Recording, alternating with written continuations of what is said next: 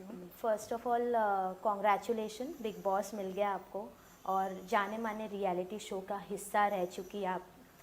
जिस तरीके से आपका जर्नी देखा है लाइफ में, तमिल इंडस्ट्री से आए हो आप, और बिग बॉस का जर्नी किस तरीके से आपको ये डेस्टिनी मिला? पहले बात तो मैं ये बोलना चाहूँगी, मैं तमिल इंडस्ट्री से नहीं आई हूँ। मैं मुंबई में ही काम कर रही थी। मुझे ऐसा लगा कि वहाँ पे भी प्रोजेक्ट हैं, तो मैंने हाँ। Telugu project start yes. किया था। तो आपके जितने भी प्रोजेक्ट्स वहाँ के हैं हमने देखा है, तो बिग बॉस किस तरीके से आपके पास जब आया, किस तरीके से आपका शुरुआत हुआ उस चीज़, प्रोसेस कैसा हुआ? प्रोसेस ज़्यादा कुछ नहीं। इनफैक्ट बिग बॉस वाले बड़ा ऐसे क्लियर नहीं करते हैं। आपको लगता है कि हाँ ये प्रोफाइल इस टाइम ठीक है। इनफैक्ट मुझे लगता है कि उनका डिसीजन भी गलत नहीं था मुझे लेना। तो उस टाइम मेरी काफ़ी टाइम से बातचीत है। इनफैक्ट मैं ओटीटी में भी बातचीत हो रहा था, काफ़ी टाइम मेरा बातचीत हुआ है। इस बार मेरा सिलेक्शन हुआ, वो भी हैंड टू हैंड हुआ, क्योंकि शायद उनका पहले लेने का भी था, फिर थोड़ा सा ऐसा लग रहा था कि शायद प्रोफाइल नेक्स्ट टाइम लेंगे। तो जब मुझे 4 बजे कॉल आया तो मैंने कहा ठीक है, मैं 9 o'clock सेट पे पहुंचती हूँ। तो जैसे जब हम बिग बॉस में जाते हैं तो काफ़ी प्रिपरेशन करके जाते हैं, और आपका सफ़र जितने भी टाइम हुआ काफ़ी खूबसूरत ही था, जैसे कम टाइम के लिए भी।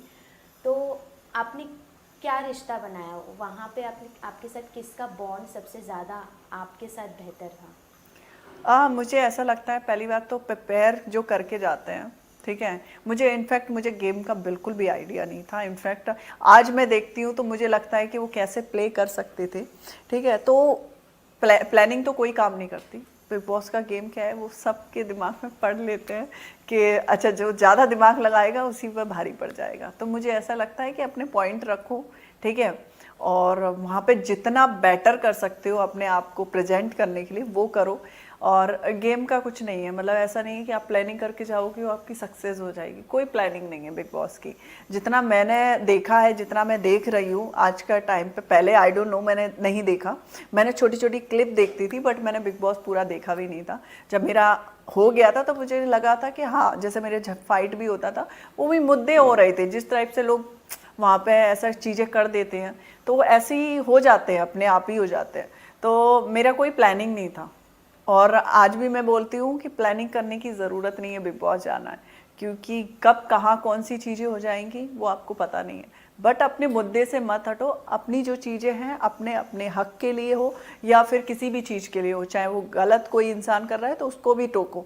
तो मुझे ऐसा लगता है बिग बॉस का वही पार्ट है कि आप अपने मुद्दे रखते रहें। जैसे कि लोग पीछे हट जाते हैं नॉमिनेशन के वजह से हो या कुछ हो, वो भी एक गेम है, वो भी टेक्निक हो सकती है। जिस तरीके से प्लानिंग होता है वो अंदर ही जाके आपको समझ में आता है। क्योंकि बहुत सारे अपने, जैसे आपने बोला कि वहाँ पे रिलेशन भी कभी कभी आपके मुंह पे बोल के चले जाते हैं जब नॉमिनेशन का टाइम आता है। शायद वो 1 घंटे पहले की बात होगी, जब हमने 6 दिन जो साथ में गवाए हैं, आपके बहुत अच्छे गवाए, बट 1 घंटे पहले की बात पे आपने मुझे नॉमिनेट कर दिया। तो उसका कोई रीज़न नहीं है। वो पहले से ही सोच के बैठे होते हैं कि हाँ भाई मेरा किससे क्या बन रहा है, और जिससे बन भी नहीं रहा होता उसको भी छोड़ देते हैं। जैसे जिगना है, उनका ना ही कोई लेना देना होता उस गेम में, ना ही कुछ होता, क्योंकि वो उस गेम का पार्ट नहीं है। वो कहते नहीं, एक घोड़े की रेस होती है ना, उस घोड़े की रेस में ही नहीं है वो। तो उनको वो एक साइड कर दिया है, ना ही कोई नॉमिनेट करता और ना ही उन्हें पूछता झगड़े में। तो मुझे ऐसा लगता है कि जब नॉमिनेट कर रहा है तो उसका कुछ ना कुछ चल रहा है उस गेम में।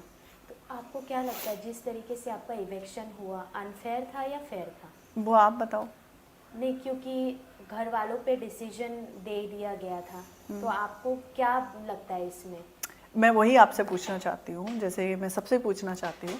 वो पहली बात तो इवेक्शन हुआ था, तो इनफैक्ट मैं जब अंदर थी तो मुझे खुद पता था कि उस कैटेगरी का तो कोई भी नहीं। ठीक है, विकी भैया ने उस गेम को जाना है, शायद वो देख के गए हैं, शायद वो प्लानिंग भी करके गए हैं, बट मेरे से बेटर नहीं कर सकता था कोई, क्योंकि मैं नेचुरल पर्सनालिटी है और मैं जो भी पॉइंट रखती हूँ मेरे होते हैं, और मेरे से मुकाबला करना बहुत मुश्किल की बात है किसी को भी।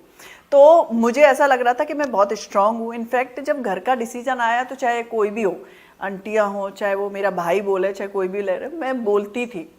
ठीक है, रिलेशन एक अलग होता है, जब किसी की गलती है उस गलती को बताना पड़ेगा, कि हाँ भाई तेरी गलती है। अब ऐसा तो है नहीं कि भाई तुम्हारी बहन है, गलती कर रही है और तुम बोलोगे नहीं नहीं कोई बात नहीं, गलती कर रहे हो कोई बात नहीं है, हम एक्सेप्ट कर लेंगे क्योंकि तुम मेरी बहन हो। मेरी आदत नहीं है, मुझे ऐसा लगता है, मेरा दोस्त भी है तब भी मैं बोलती हूँ।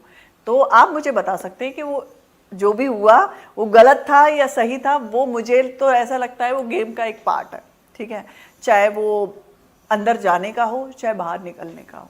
तो अगर मौका दिया जाए आपको वापस जाने का, तो आप जाना पसंद करोगी? जो अधूरी जर्नी आपकी रह गई है उसे कंप्लीट करना भी है, क्योंकि काफ़ी टाइम से बिग बॉस का चल रहा था, फिर आपका एक पॉज आया, फिर काफ़ी टाइम बाद सिलेक्शन हुआ। हाँ। वो भी आपको कम समय के लिए, जो भी आपका फैन बेस भी अभी जो न्यू आए हैं बिग बॉस के थ्रू, काफ़ी पसंद भी कर रहे हैं आपको कहीं ना कहीं। तो क्या कहना चाहेंगे आप? हाँ, पहले तो मुझे बहुत लोग पसंद कर रहे हैं, वो मैंने बाहर निकल के देखा, क्योंकि जब मैं एंटर किया था तब मेरा कुछ भी नहीं था इनफैक्ट। और उस बिग बॉस में पहुंचने के बाद वो जो क्रेज लोगों का आया है, तो मुझे लगता है वो बहुत मेरे लिए बहुत अचीवमेंट था। और कुछ ऐसा रहा तो देखते हैं क्या होता है, क्योंकि मुझे ऐसा लगता है कि मैं उस गेम में गई हूँ और मैं मुंह चुप करके तो नहीं बैठने वाली कि भाई नॉमिनेशन आ गया तो मैं चुप हो जाऊँ।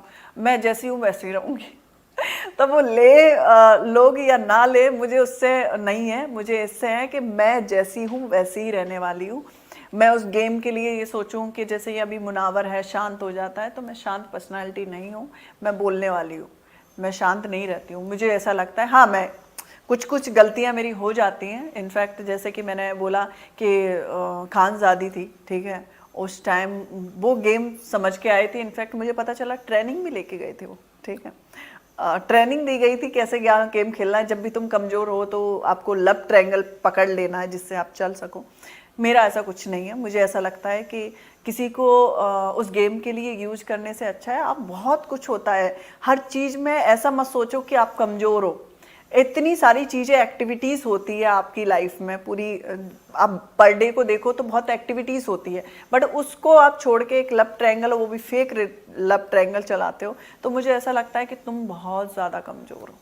जैसे अभी वाइल्ड कार्ड गए समर्थ, तो सब एक दूसरे में उलझे हुए, कोई ईशा में है, फिर अभिषेक गया खानजादी में, तो आपको क्या लगता है इंडिविजुअल गेम कौन खेल रहा है इस वक्त? इस वक्त विकी अपनी पत्नी को भी नहीं देख रहा। वो ही अभी खेल रहा है, और तो इंडिविजुअल कोई है नहीं, सब किसी ना किसी का सहारा पकड़ते हैं। जैसे कि अभी खानजादी को देख लो, चाहे वो समर्थ को देख लो, समर्थ का तो कोई इनपुट भी नहीं होता उस गेम में, ठीक है। और इसका भी अभी जैसे खानजादी के साथ चला है, अभिषेक को ज़रूरत नहीं है। अभिषेक ठीक है, अभी वो मोड से निकल रहा है और खानजादी उसका चीज़ें पकड़ रही है। इनफैक्ट उसने बोला भी था, ईशा ने, कि वो लड़का बहुत अच्छा है, जिस तरीके से वो कर रही है ना वो फेक है, ठीक है। क्योंकि खानजादी का ऐसा ही है, वो जब आएगी ना अपने पे तो सब भूल जाती है।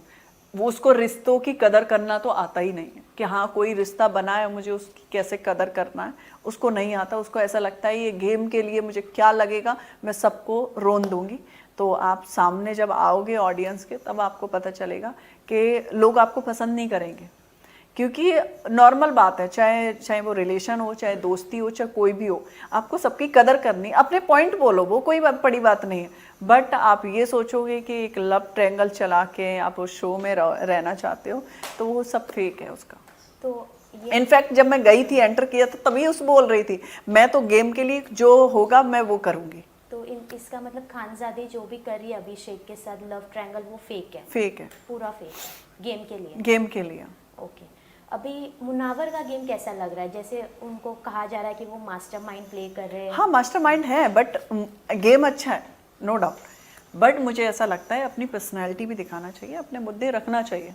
वही उनका वीक है अभी, और वो अपनी जगह सही खेल रहे हैं। इसमें सोशल मीडिया प्लेटफॉर्म से भी आए हैं, जैसे तहलका आ गए, अनुराग आ गए, उनका गेम कैसा लग रहा है? क्योंकि बिल्कुल भी गेम नहीं है उनका। ओके।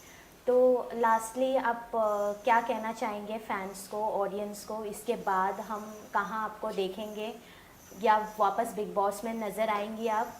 अभी वो तो बिग बॉस का तो मुझे नहीं पता, क्योंकि बिग बॉस वाले कभी नहीं बोलते हैं कभी भी। मैं आपको अभी यहाँ हूँ, कल मैं बिग बॉस में हूँ या कहीं और हूँ, तो वो मुझे पता भी नहीं अगर होता। खतरों के खिलाड़ी अप्रोच किया गया तो एक्साइटेड है वो करने के लिए? एक्साइटेड ऐसा कुछ नहीं है, डेफिनेटली कुछ आएगा, पहले हम देखेंगे क्योंकि क्या प्रोसेसिंग है क्या नहीं। वो भी देखो बिग बॉस में वो बहुत बड़ा प्रोसेसिंग भी होता है, ऐसा नहीं कि हाँ कोई भी उठ के चला जाता है जैसे समर्थ ने बोला मेरी गर्लफ्रेंड है और मैं चला गया, नहीं, वो प्रोसेसिंग होती है और वो पहले से ही था, वो उसने स्ट्रेटजी जमाई थी, ठीक है। तो मुझे ऐसा लगता है कि हर चीज़ की प्रोसेसिंग है, उस अकॉर्डिंग क्या खतरों के खिलाड़ी के लिए हो या नहीं हो, वो उस टाइम के लिए है। अभी अच्छा, तो ऐसा कुछ मेरे बिग बॉस पास में अभी नहीं जिस आया। तरीके से गेम चल रहा है, आपको क्या लगता है टॉप 3 में कौन रहेगा? आपके हिसाब से आप किसे विनर देखते हैं? मैं विनर अंकिता को ही बोलूँगी, ठीक है। और क्योंकि उनका गेम भी अच्छा है और उनका नेचर भी बहुत अच्छा है, उनका दिल भी बहुत अच्छा है, तो वो तो होना चाहिए। और अभी तो विकी भैया हैं हमारे और मुनावर भी है, तो टॉप 3 में ये मुझे दिखते हैं और पता नहीं। और बिग बॉस के घर के बाहर जब सब कंटेस्टेंट आएंगे, किसे आप देखना नहीं पसंद करेंगे, जिसके मैं साथ आप ज़रा भी कांटेक्ट नहीं करना चाहते? मैं राइडर को भी नहीं देखना चाहूँगी अभी फ़िलहाल में, मैं खानज़ादी को भी देखना नहीं चाहूँगी क्योंकि खानज़ादी से मेरा स्टार्टिंग में बहुत अच्छा बना था वहाँ पे, और उसने जब मैं अभी लाइव और ये सब देखा उसका, तो सबसे बड़ी पागल तो मुझे वही नज़र आई। क्योंकि आपका जब दिमाग काम ना करे तो दिल से पूछना चाहिए कि ये सही है या गलत है। तो दो इंसान होते हैं, एक दिमाग होता है एक दिल होता है, जब आपको सही राह दिखा सकता है, तो उसके दोनों ही नहीं है, ना ही उसका दिमाग है और ना ही दिल है। तो मुझे लगता है उस लड़की का भी कोई काम नहीं है, वो भी नहीं देखना चाहूँगी मैं ऐसा। Okay Sonia, last message to your fans and audience, इसके बाद कौन से नए अंदाज में हमें आप नज़र आएंगे? मैं नए अंदाज में, अभी तो मेरे प्रोजेक्ट रिलीज पे ही हैं साउथ के, तो अभी मैं साउथ के प्रोजेक्ट में दिखूंगी और जो भी आएगा दिखता रहेगा, क्योंकि मैंने देखा है कि बहुत लोग मुझे इंस्टाग्राम पे ज़्यादा देखते हैं तो डेफिनेटली कुछ भी आएगा और आपको मैं एंटरटेन करती रहूँगी। और थैंक यू सो मच इतना प्यार देने के लिए, इतनी सारी चीज़ें करने के लिए। Thank you so much.